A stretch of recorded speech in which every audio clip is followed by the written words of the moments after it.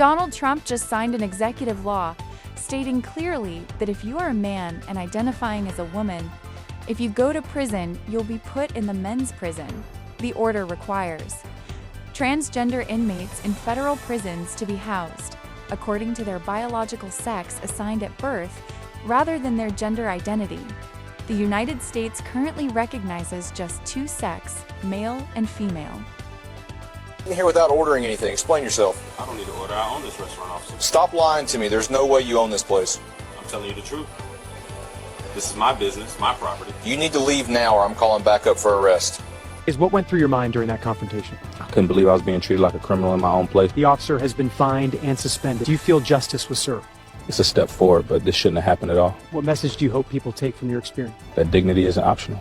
We all deserve to feel safe where we live. Mr. Hayes, can you describe what happened when the officer approached? He demanded to know why I was sitting in my own restaurant. And when you told him you were the owner, what happened? He refused to believe me. Said there's no way I owned it. Did you assume Mr. Hayes didn't belong in that restaurant?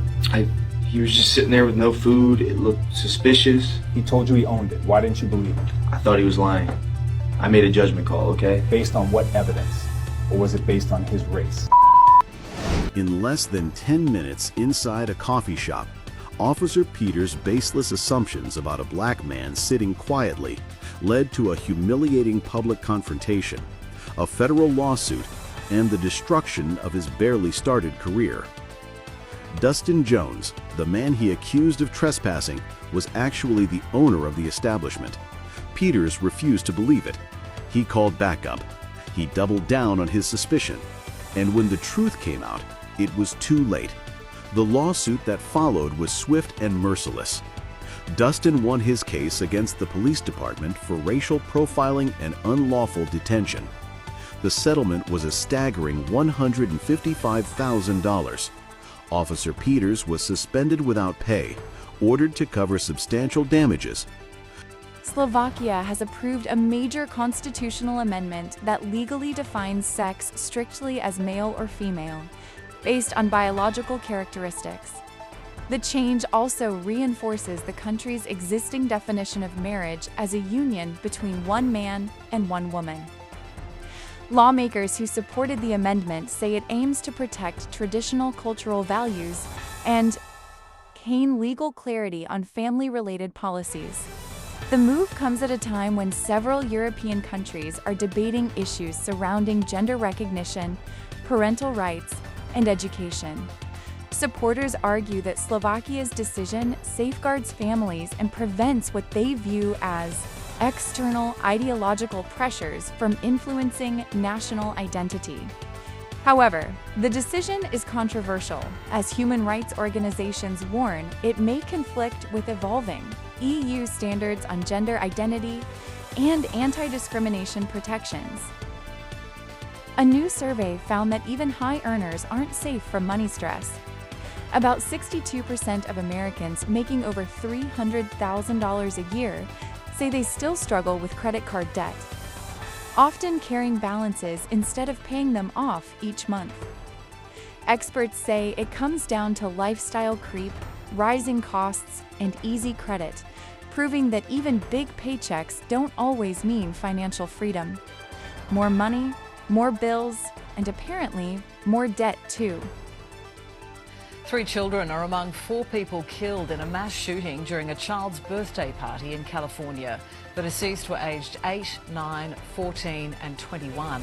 11 others were injured in the attack. The person responsible remains on the run.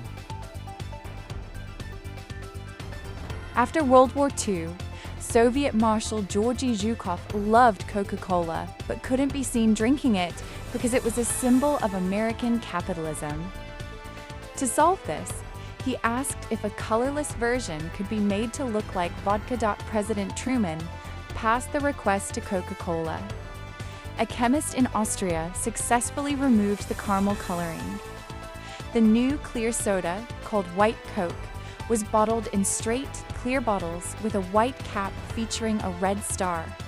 50 cases were secretly delivered to Zhukov in 1946. It allowed him to enjoy his favorite drink without facing political risks in the Soviet Union. Scientists have identified a Greenland shark estimated to be around 400 years old, meaning it was born in the early 1600s before electricity, telescopes, or even the Taj Mahal existed. These sharks grow slowly, sometimes just 1 centimeter per year, allowing them to live longer than any known vertebrate on Earth. This ancient shark has survived centuries of wars, climate shifts, and human industrialization, while quietly roaming the deep Atlantic. Its longevity offers rare insight into aging, genetic resilience, and how some species slow their biological clocks to near standstill speeds. Its existence raises a profound question. If nature can produce a creature that lives 4 centuries, how close are humans to understanding or extending our own lifespan? Some futurists believe we're heading toward a future where tiny medical nanobots could patrol the human body like microscopic guardians. These devices, still in early research stages, are designed to detect disease before symptoms appear, repair damaged tissues at the cellular level, and target cancer cells with extreme precision. Scientists have already created experimental nanoscale systems that can deliver drugs directly to tumors, clean up harmful plaques, and even assist the immune system. While living forever by 2030 is far from reality, the underlying science is moving quickly. Experts expect that nanomedicine could eventually transform how we treat chronic illnesses, slow aging, and drastically extend healthy lifespan. Instead of reacting to disease, we may reach a point where our bodies are continuously monitored and repaired from within, like having a personal medical team operating in every cell. Meet Fu Manchu, the clever orangutan who repeatedly outsmarted his zookeepers by hiding a wire key in his mouth. With it, he managed to unlock his enclosure and escape several times, baffling the staff until they finally uncovered his crafty little secret.